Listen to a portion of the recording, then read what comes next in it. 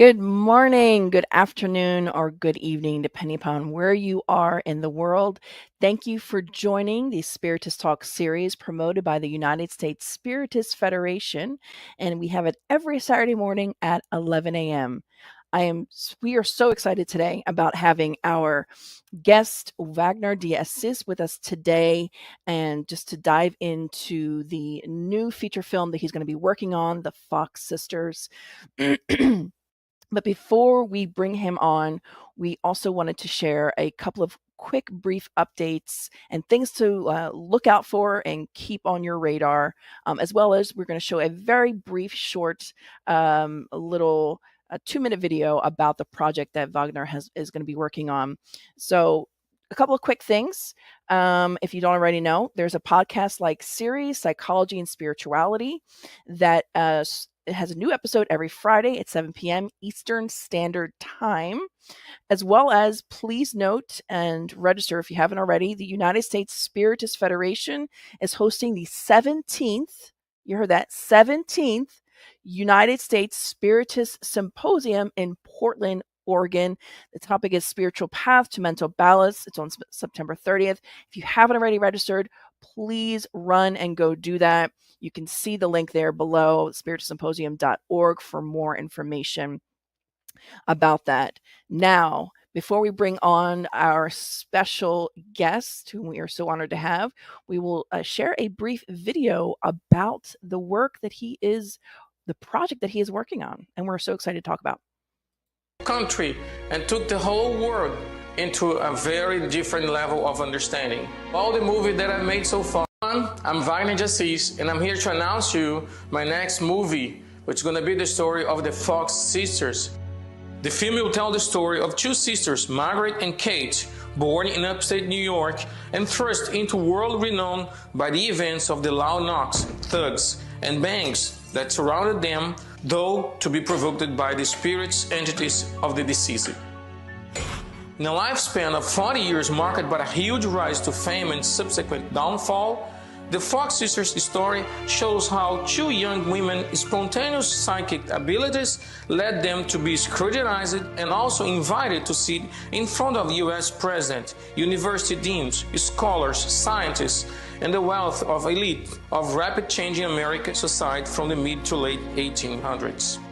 I'm very anxious to tell this story. I think this is an important story to be told to the American audience and also worldwide, because it has to do with the spiritual movement that took the whole country and took the whole world into a very different level of understanding. All the movies that I've made so far has this point of view of the spiritual life, and I hope that you join us and help us to do it. There's a lot of benefits that are going to be given to the ones who support us. They are all listed here in the website, and I truly appreciate all the support that is coming, and I know it comes from the heart, and this is what we're going to put in the making of the story, our hearts and souls, to do the best movie that we can.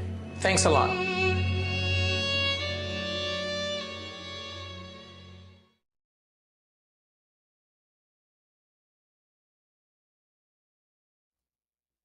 Even after so many years of doing this, we've had some technical difficulties there. But hello, everyone. Thank you for joining us. We're so excited. If you haven't already noticed, we've just watched a little tidbit about the upcoming work that Wagner is going to be working on. And before we start our interview, we wanted to give a little bit of a background of who Wagner de ASSIS is. He's originally from Rio de Janeiro, Brazil. He founded Cinematic Films in '97 and has written, produced, and directed more than 10 blockbuster films, TV series, telenovelas, and documentaries. He's a renowned director and producer and is the man behind the blockbuster films such as NOSSOS, which you might have already seen, also known as Astral City on Netflix, and Kardec, seen by millions of audiences worldwide. Wagner, we are super excited. And before we begin, we just wanted to let those who are watching, please share your questions, your comments in the chat. And we would love to share them at some point during this interview if you would like. We do have already some questions that were sent to us that we're going to be sharing and digging more deep into. Wagner, first and foremost, thank you. We're honored to have you with us. It's a privilege, and we definitely want to make the best use of your time and our time to really hear more about this project, about the feature film, The Fox Sisters. Now, before we begin, did I miss anything about your bio? Is there anything additional you wanted to add? Tell us a little bit about yourself and how you got into this. Hi, Kristen. How's everyone? Hello, everyone. It's all fine. It's just really strange to talk about me sometimes. And when I start reading all the things that we've accomplished throughout these more than 25 years now, it becomes like a list of things. And then suddenly we just realize, oh, you know what? Let's go straight to the point. Let's see what really matters. And I appreciate all you've said, and thanks a lot for all the support. I'm excited as well.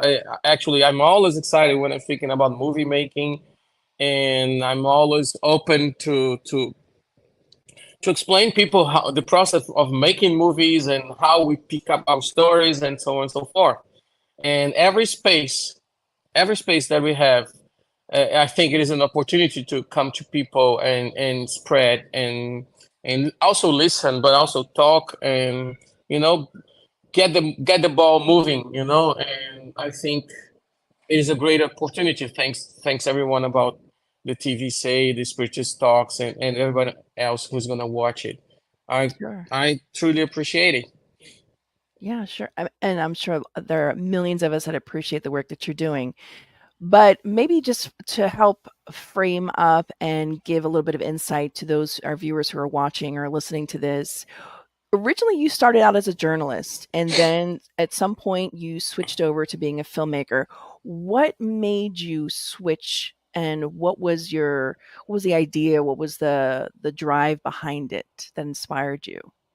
Well, that is in the beginning of the late 19s.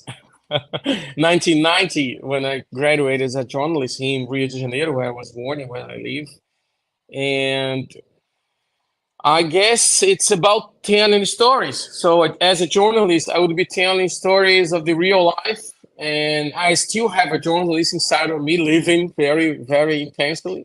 And this journalist drives me to do documentaries sometimes and books. As a writer, I did a lot of books as a writer, books about backstages, books about biographies, and so on. And so when I first started working at Global TV as a journalist, and I was like 22 years old, I remember this day, I just saw an actor. He was rehearsing alone, and he was rehearsing as there were like millions of people around him. And I said that was so powerful, the amount of energy he was putting in one simple rehearsing. And I said, this is really intense. This is like dealing with reality on another way, on another level. Like when you do fiction, you're inspired in reality. So we choose reality, of course, but you do something that is as intense as reality is. And then I started reading scripts, and I said, oh, you know what? I can do that. I can write scripts as well. And I can change my mind into a dramatic construction way of writing. And then think smoothly, I decided that I wanted to change a little bit from the real life into fiction. And Global was a great school for me. Global TV, which is one of the biggest television networks in the world. I mean, it produces a lot of fictional novellas and series. And being there for like 8 years was more than a college. It was more than a post-graduation. It was like learning from talented people, from learning from the ones who really know how to tell stories in an audio-visual way. So I decided that I had to study more about it. So I went to America because at that time here in Rio, we missed a lot of film schools. There was only one film school that we could really rely on. It was far away from my house. And then I said, you know what? There's one place that it gives you opportunity to shoot and to learn. And this is America, right? And even either in LA or rather in New York. So I went to the New York Film Academy in 1996. It was one of the first classes there, and it was like a discovery moment for me, like writing, producing, and shooting, and post-producing, and releasing short films. And this is, you know what, I can do that. I'm gonna do that for the rest of my life. And right away, when I came back, I was still working for Global. I decided to found a small production company, which actually had my name on it, but it was awful. I mean, nobody was going to see movies from Wagner Justice Productions. So then I changed it to Cinetica Films. So it's all about storytelling and wanting to tell this really important story that really not only the American public but worldwide is so thirsty to know more about, which is the afterlife and what happens. What got you interested in telling the story of things like the occult or the esoteric, and why that genre and not another genre? Yeah, I think that's the greatest question of my life. How do you pick up the stories? How do you choose? How do you decide that you want to work for 5 years, for 10 years on one single project that is going to tell one single story? And I think there is a joint, it's a merge between my professional life and my personal,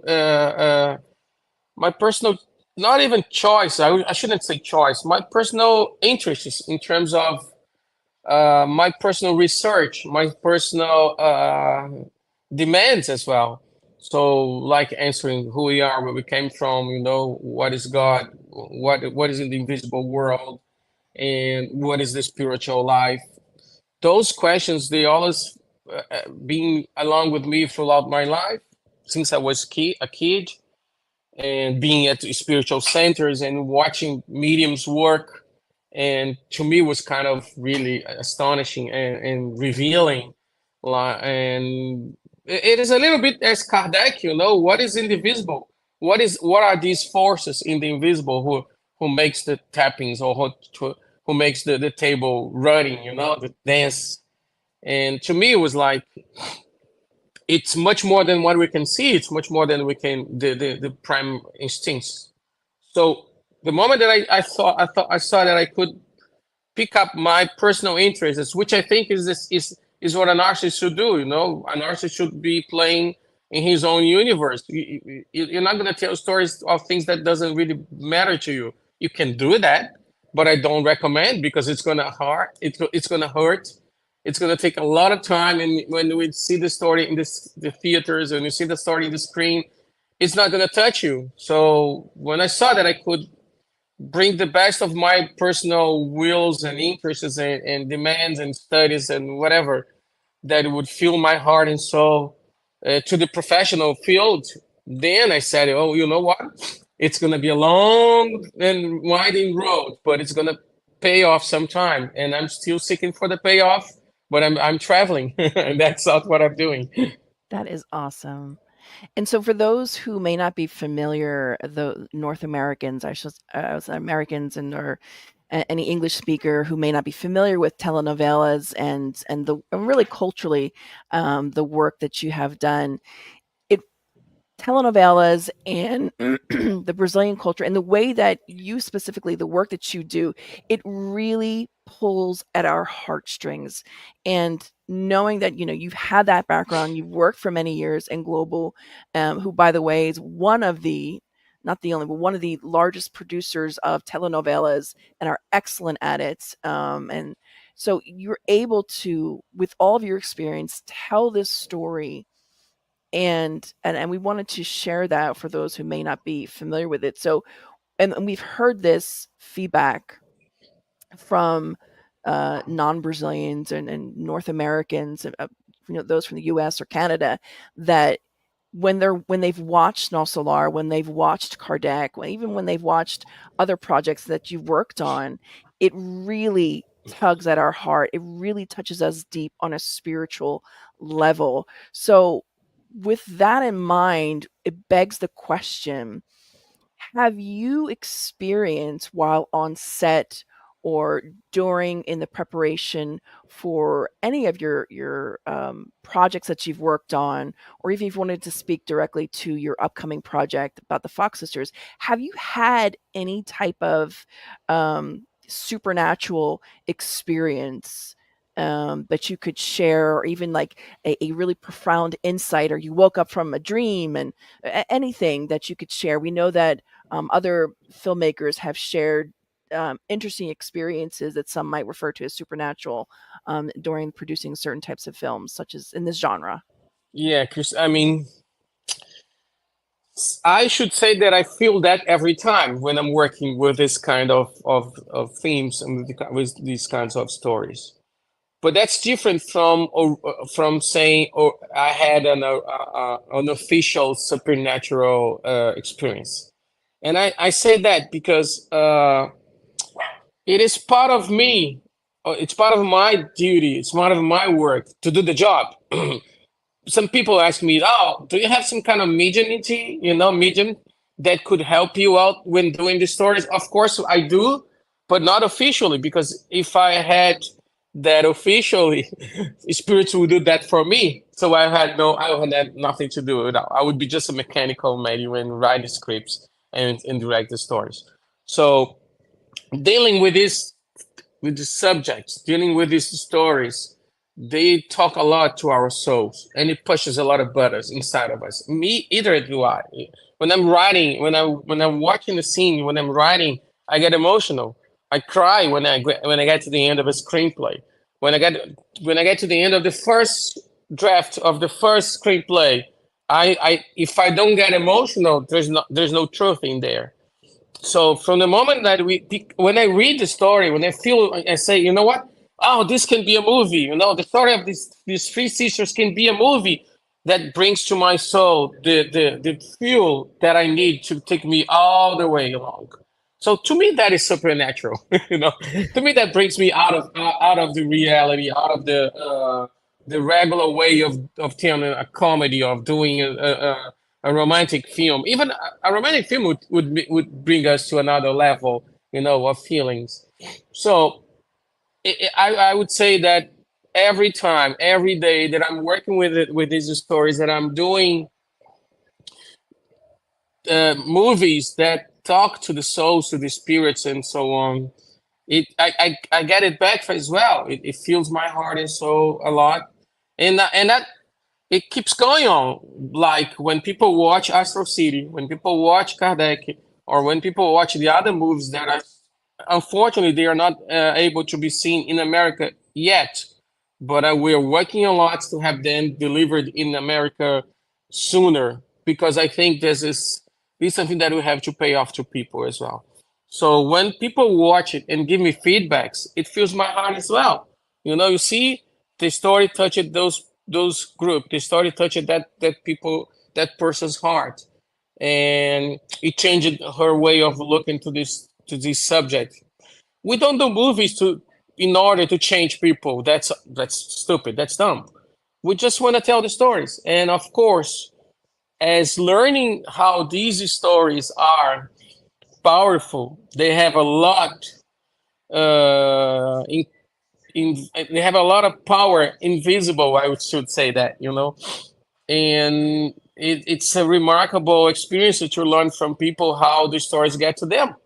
And so it's an infinite circle of getting supernatural feelings, and supernatural evidences that we're not this flesh and blood only. We are much more than that.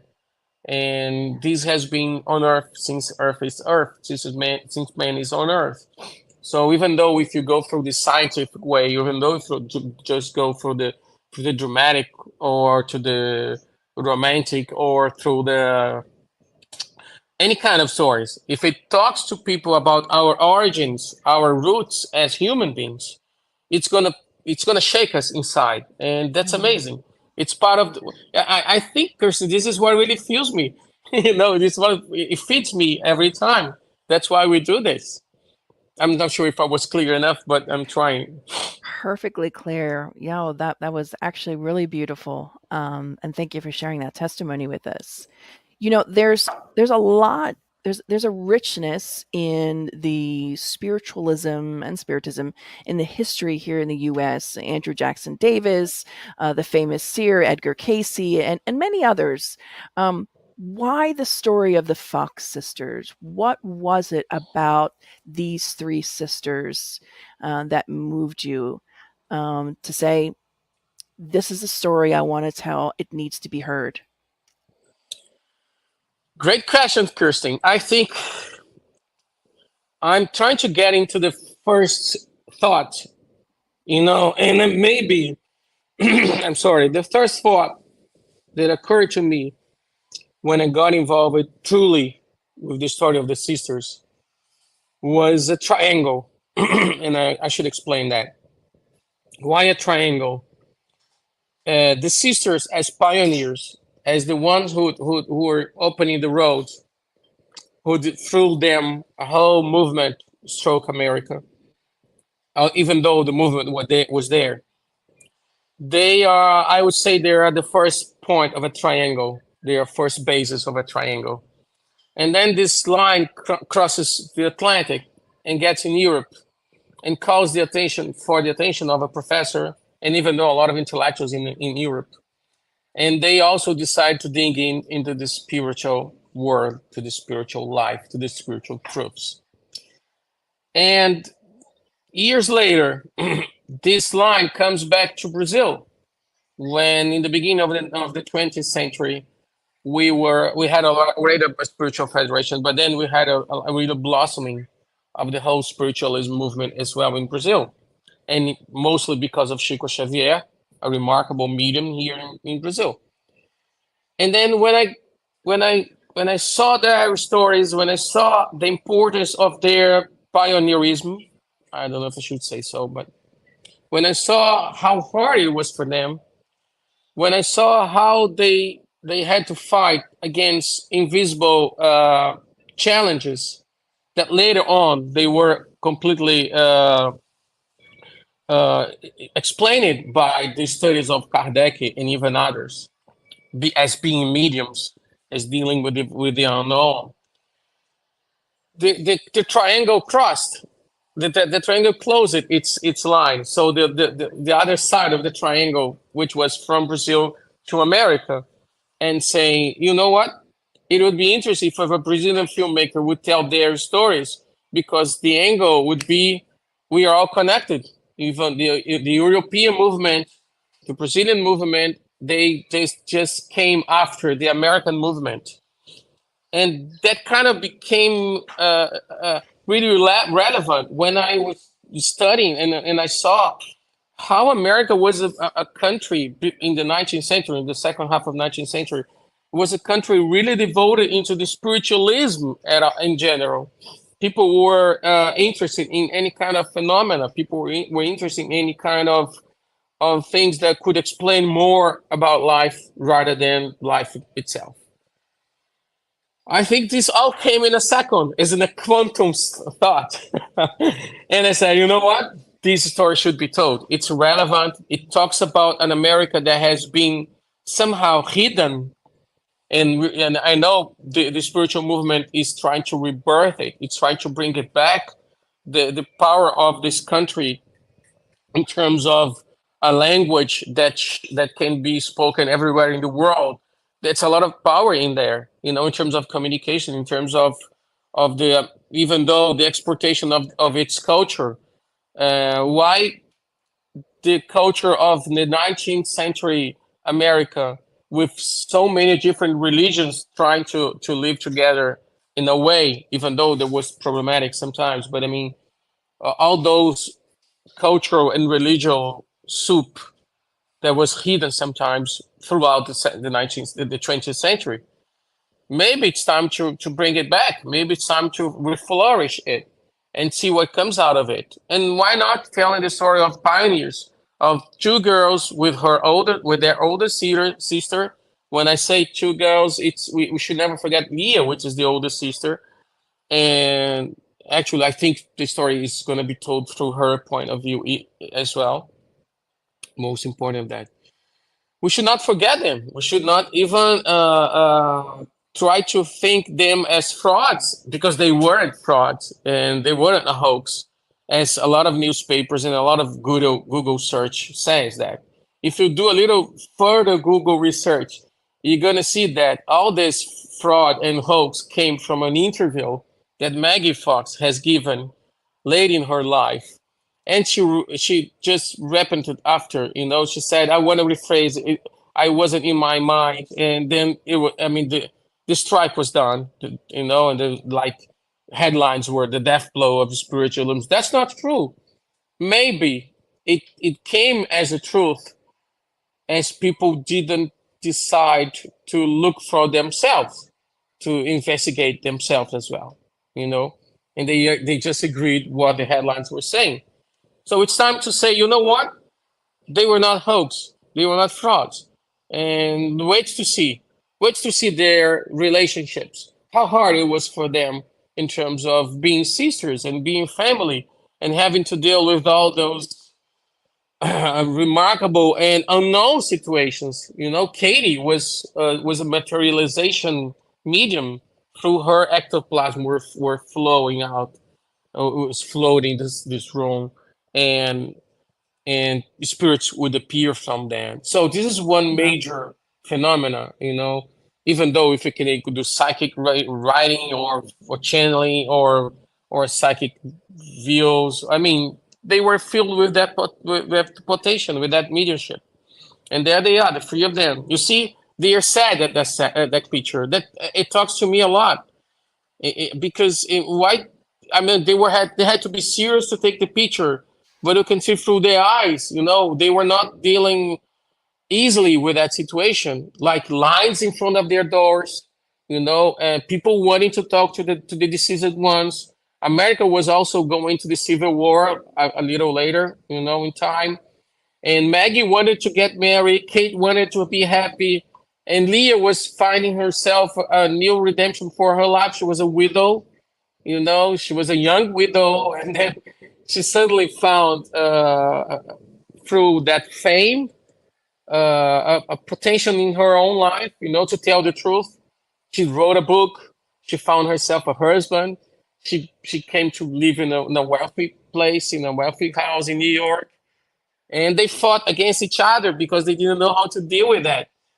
There's a lot of drama there, Christine. Yeah. I think it should be told. It is relevant because it brings a part of America that was seeking for freedom.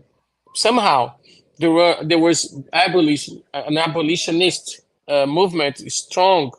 When they were in Rochester, they had moments when they were dealing with anti-abolitionists like Isaac Post and other person and other people who were trying to make America free from slavery, and somehow they were always trying to show people a different way of being free as well, not only from legal stuff in the material world, in our world, but in a spiritual way. It has to do a lot with nowadays, and it has to do a lot with America. Where is this America? I speak too much. Sorry. No. We're happy to hear your story. But before we go on, I wanted just to remind folks that are watching, in the description of the video here, in the description box rather, some information how they can donate, as well as the QR code that's there. For those of you who are, we wanted to encourage you to donate to, nowadays with the QR code, if you don't know how to use it, you just, if you have an iPhone or a smartphone, you can open your camera app on your phone and just scan the QR code, and it'll lead you to the steps on how to donate towards this project. And so we highly encourage you. You touched on something really important, Wagner. You touched on the climate of the U.S., what was happening at that time, as well as, which may not always be that known, the suffrage movement that was happening in New York. As well. Yeah, I forgot to say that. and one of the founders actually, I believe, went to go see the Fox sisters and Yes. had a reading with them. So all these things were going on, and I think what you said is monumental. The suffrage movement, right? The point of that was to free women, right? But here came the Fox sisters talking about a different and more profound kind of freedom for all of humanity. It touched on a much deeper part of all of us, which I think is really fascinating. We do have some questions from the audiences we All right. would like to go to. One from Luis Valaca. Oops. There you are. Okay. He says, Wagner, can you share something about your film, The Messengers, that should be launched in January? Yes, Luis. I can. Well, that's the sequel of Astor City. That's a second book. That's a second movie. It's the story of this colony, this spiritual city that hovers over Rio de Janeiro and part of Brazil. There's a lot of spiritual cities all over the world. By the way, throughout the story of the Fox sisters, we learned that they visited a spiritual city that hovers over New York, and they have described a little bit of this city at that time. And so there's a lot of spiritual cities all over the world. They are taking care, they're sheltering and trying to help us in terms of the exchanging, of material life and spiritual life. So the movie is going to be released in Brazil, and we're working hard to find the same way that the first movie, Nosso Lar, that was released in 2010, and now you can watch in America at Gaia.com, and it's there, and other places that we're still developing a negotiation to show Nosso Lar. So Nosso Lar 2, The Messenger, is going to be released in January 25. The 25th of January. It's going to be a huge release, and I hope everyone in Brazil and heads to the movies at that days, to the theaters at that days, on those days, and can pick up and fill up the rooms. Oh, I'm sure it'll be a blockbuster hit for sure. We do have another question from Mafsa, and I'm going to add a little bit to this question. No, one second. Can you talk about the role of music in your films? How did you connect with Philip Glass for Nosso Lar? And just for those who may not be familiar, Philip Glass is a genius. A genius. For those who may not know, I mean, he's huge here in the U.S. for writing film scores. He's written so many famous films. So I think this just adds to your it adds to the fact that how special the films that you've worked on, and how precious they are and how valuable they are. So, and I would say not just for Nosso Lar, but for the Fox sisters, do you have something in mind for that feature film in terms of will you be using Philip Glass? Will it be somebody else, or you're not even sure yet? It's just sort of right. Great. Okay, you finished. Sorry, I'm sorry. I'm sorry. Go ahead. I have something very intense in mind, but I can't tell yet because we're under negotiation. So I might spoil the negotiation. Okay. No, that's exciting. However, and that's why one of the reasons that we need the gap funding from the crowdfunding campaign. That's all the difference of doing a great production or doing a production that is worthy of, but it could go a little bit further. And that's why we're doing this campaign, people. That's why we're searching for people who not only donate, but who understand the value of the story, who understand and who want to be part of it, because one of the benefits are being in the set. So if you want to come to the set and see us shooting, if we had the chance to shoot in America, and you're going to be welcome. And so I think this is the movement that generates. I'm gonna answer about Philip Glass, but opening an idea of crowdfunding is maybe something very, very important that's going to come in the near future. So once we succeed with that, and I hope we do succeed, I can understand how important I can count on people who can count on those stories, who can understand how important it is to do those stories. And I think the reason why Philip Glass decided to say yes to Astor City composing each soundtrack was a story. So we just had a connection with him, first professional connection. We sent the screenplay, and then a few weeks later, he answered us and said, "You know what? I love this kind of stories. I can do the tracks for you. You know, I can compose it." And then the amazing thing is that when we decide to speak about how he would like, what kind of scores he would compose and so on, we just spoke about spiritual life, because that's all we wanted to talk about. You know, we just spoke about, if life goes on and life goes on, what happens? Oh, we are the same. Oh, we are the same. Yes, but we don't have our disguises, our material, a way of pretending we are not who we are. And what about those shadows? Oh, those shadows, they generate a lot of imagination about them, you know. Oh, you know what? I might write a score for the shadows. So he called it For the Shadows. And this is how it all came very naturally, because I credit all the yes to the movie, all the success of the movie. I really cried. I know I had my work. I know I did a lot of things. I know I had my importance in that process. But whether I didn't have a strong story, that wouldn't happen. So the story belongs as well to Chico Xavier, the medium, and to André Luiz, the spiritual, who wrote it. And it talks about something that has to be told about our realities, our new realities. So it was amazing speaking and doing work with Philip Glass. And music has a really important role in the movie. Well, and I take care personally of each note, is each sentence, each. I'm not a musician, and I don't understand about musician roles, but I know when you touch the heart. I know when the sequence is there and fills my heart, my eyes with tears, and that's why we keep seeking when we're editing the soundtrack to all the stories. You know, this is a very supernatural moment. I should say that. No, for sure. No, music is very powerful, for sure.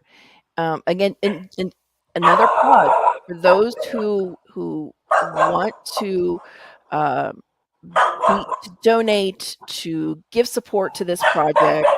Again, a reminder for those who might just got on the live now. You can look in the description box. You can find the QR code here, and you can donate. And donate for something that you believe in, for a project that is really here to open up the mind, to free people, and to touch people's hearts ultimately.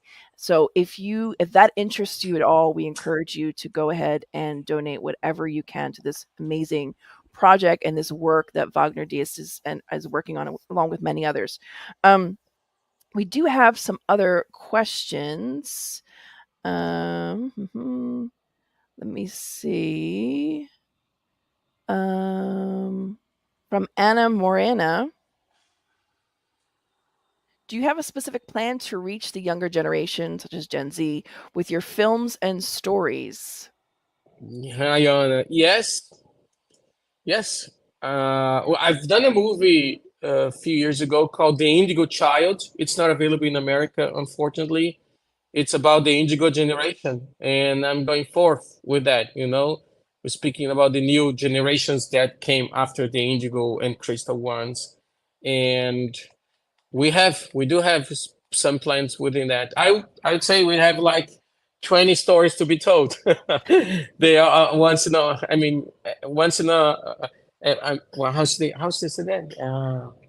I should do one at a time. You know, I shouldn't go further. But I have an eye on that, and later on, sooner or later, we're gonna go back into into that subject. Thanks for Absolutely. asking. And what's really interesting, for those who might not know some facts about the U.S. in recent years, there has been, especially from the younger generation, there's been a decline in attendance at churches and at different places, and an increase in an interest in the occult, in wanting to learn more, to understand something deeper, and not just looking at something from a dogmatic perspective. So definitely, and if you look on TikTok, on social media, Facebook, there are so many content creators that are, this is the genre that they're focusing on. So we can say for sure that there is a deep interest and desire to know more about, and especially to tell the story of the Fox sisters, which almost seems as if for some who are not in the spiritual community may not know about it. It's sort of a forgotten part of history. Again, unless you're into spirituality, the occult, the esoteric, and all those types of things, or spiritism, you may not know this rich history that America has. So we are so grateful, Wagner, that you are telling this story. And it is an English spoken story. It's gonna be released in America and everywhere else in the world, because we have that possibility to send links to the ones who have taken part in the contribution, and they can watch the movie as well. We can send private links to them, and they can watch the movie, even though if they are not in the distribution, marketing distribution. And it is the first step of doing stories in English, and I think it's the first of several other steps. I've been meeting myself with amazing stories, and they have to do a lot with this new movement that is coming about people deciding to have their own spirituality, people deciding to find themselves the answers, the most specific and important answers. And to me, I mean, the spiritual research, the spiritual quest is the most important challenge of everyone's life. And I'm also taking care and taking attention to these movements of the youth, even though in Brazil they seem to be part of it, seem to be digging questions and looking for questions for themselves, which is an amazing thing, because it brings a rationalization of faith. It brings a rationalization brings reason to the table. I should say that. And bringing reason to the table, it helps a lot. This is what helped me when I was young, when I was reading Kardec's books, and when I was reading about the spiritual reality, and anything that I couldn't really understand, it didn't serve for me. I had to understand everything. Of course, there are limits, but those limits are to be pushed further as long as possible. You know, when I started to attend materializations meetings in Rio, that is something that really changes your mind.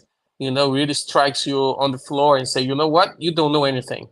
When you see a spirit materializing in front of you through a medium, and the spirit talk to you, and then he disappears, and your life's not going to be the same after that. It's going to change. And why not? Why can't everyone else have this kind of experience? This is something that I pose myself as well. And the answer is it will. People are going to have their own personal experiences. People are going to have their personal living situations. They're going to feel them and say, you know what?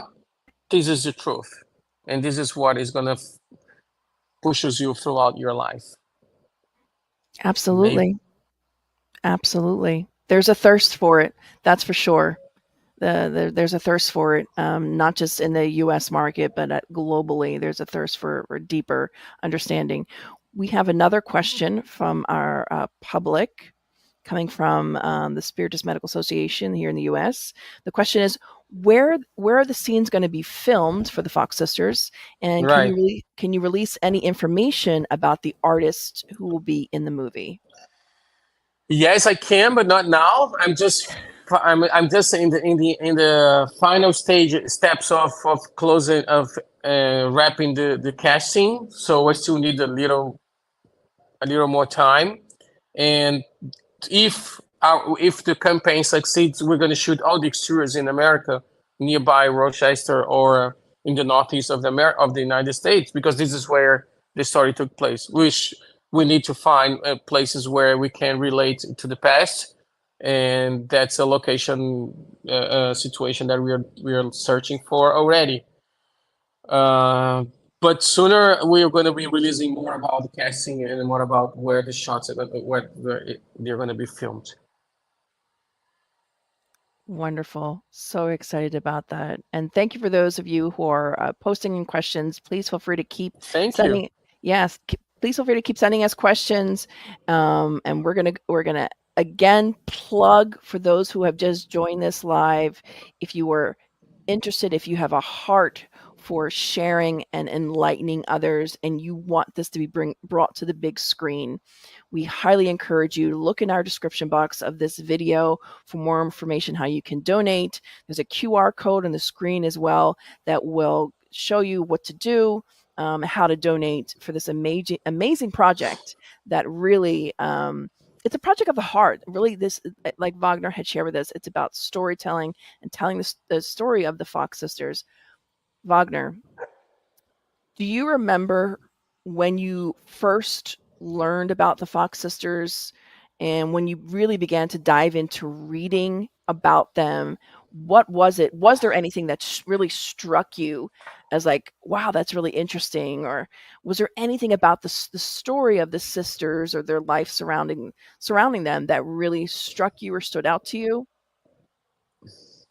I don't remember the specific day, but I remember that I was struck by the melancholy. I mean, I should say I became a lot of nostalgic because they thought a lot for their goals and what was left after they died, what was left after they passed away.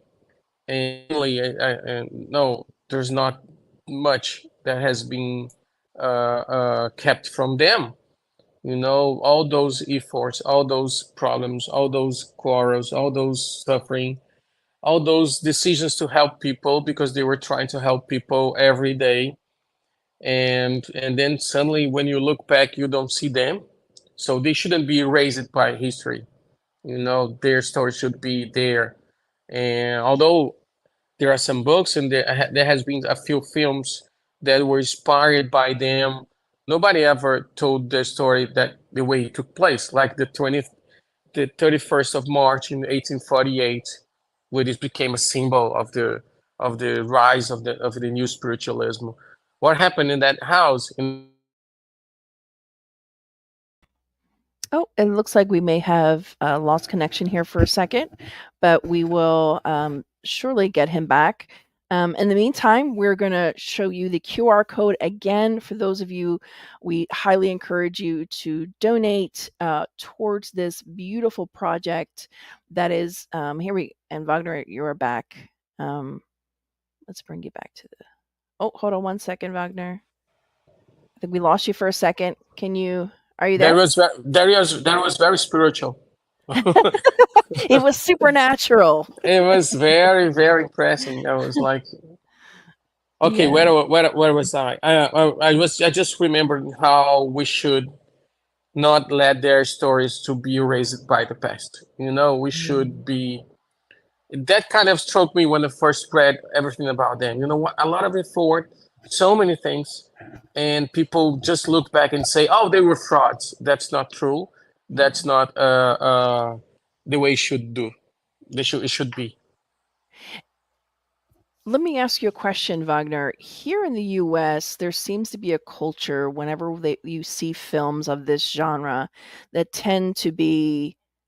Oh, I think we might have had some technical difficulty. Might have lost him again. I'll save my question here in a second. But again, showing you how you can donate. Look in the description box. And also look for more information from the United Spirits Federation, the different programs that we also have and are sharing. As well as, just as a reminder, the Astral City that was released back in 2010, and you can watch that on Prime. And the movie Kardec that Wagner also directed, is on Netflix, entitled Kardec, was released in 2019. If you haven't already watched these films, they are absolutely moving. We highly encourage you to check them out, to see the work of this director and the work that he has done. And hopefully it'll inspire you to want to read more, to learn more, and to share with others, but also to help, to invest, to donate whatever you can, from $1 to $5 to $10 or more, whatever you can spare to invest in this work that is so important for humanity. We do apologize for the technical difficulties. We are trying to get Wagner back.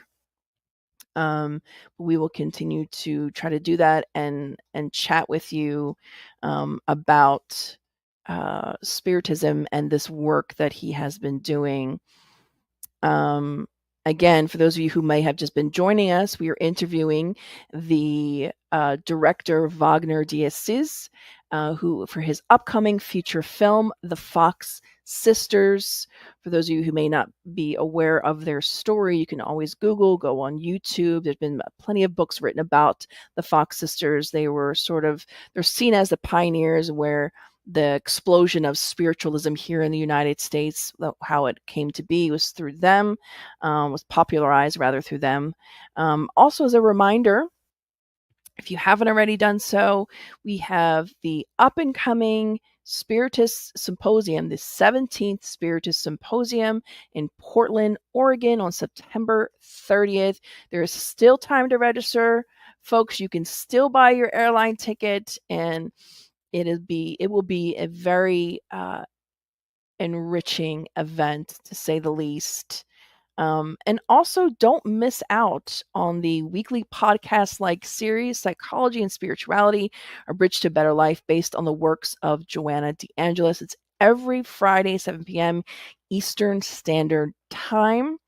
And again, you can access more information on the website shown here, as well as on the United States Spiritist Federation website as well. As we continue to try to bring our guest back, he's trying to come back in. We will keep trying here. Folks, keep sharing your questions, any questions that you have for Wagner, the director of this upcoming film, and many other films that you all have seen already, such as Astral City or No Solar in its original title in Portuguese, as well as the other films such as Kardec, and many others as well that he's worked on that are producing. So, yay, we have Wagner back. That's okay. I'm sorry. That's okay. It's a part of technology. We flow with it. We go with it. It's quite all right. Don't be. It's just not being nervous and let it go. Yeah, let it go.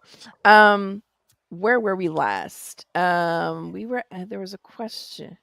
Oh yes. So we were talking about how here in the U.S., this genre of movies, when they talk about and touch on the afterlife, spirits, or ghosts, as some refer to them as, it tends to be connected with super creepy, scary horror films such as Sixth Sense. There's one with Nicole Kidman called The Others, super like kind of scary. But when we've watched your films like No Solar, like Kardec, it doesn't have that scary, creepy effect. Can you talk about that? Is it your hope to kind of dispel that that creepiness, for lack of a better term, and make it more natural? Can you talk a little bit about that? Yes, I think you had the right words. I mean, it's not only about exposing the genre as a horror movie or it's using those background situation as part of reality. We might have horror stories throughout the spiritual world, Mm-hmm. I I keep saying that if I had to do a horror movie with the things that are related as the horror, as the life in the afterlife, sometimes it becomes a horror movie, indeed. But it's about using that reality as a natural thing, and then we might fit into different genres. We can go into a road movie. We can do a drama or romantic movie, on all the specific genres that are consolidated as genres as well. So we don't want to do a new genre. They say, oh, it's a spiritual movie. It is not a spiritual movie. The movie that tells stories about things that happen in the spiritual point of view of life. Mm-hmm. So if your life doesn't end, how do you deal with your former incarnations? How do you deal with the idea that you are in a family that has to be together for some specific reason? How do you deal with the idea that we are surrounded by invisible beings that had material bodies like us, like we have now? How do you deal with the idea that there are people living in other planets and they don't need to be mean or rude, and they don't want to destroy Earth most of the times, being extraterrestrials, and the idea of several planets with different kinds of spirits?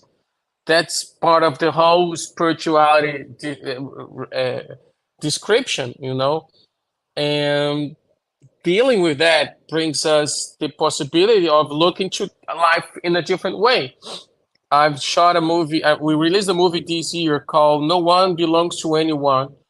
It is from a book of a writer called Zíbia Gasparetto. She's a writer. She's a medium. She wrote millions and millions she sold millions and millions of books in Brazil. And the story is about a toxic relationship, a jealousy from a husband that was totally uh, uh, totally obsessed by his wife in terms of control and so on. And of course, that would be a regular story of a tragic situation. But how tragic this would be if we'd say, what happens after he died? Oh, what happens after he died? He kept on pursuing her. So the obsession didn't end. So how do you deal with that new paradigm?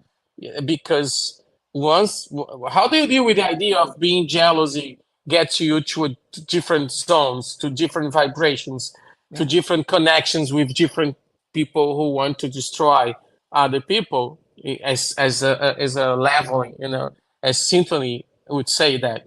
So it is the point of view, looking to a family drama through the spiritual point of view. I think this is very enriching for some reason, and this is what I keep searching through all the stories that we tell.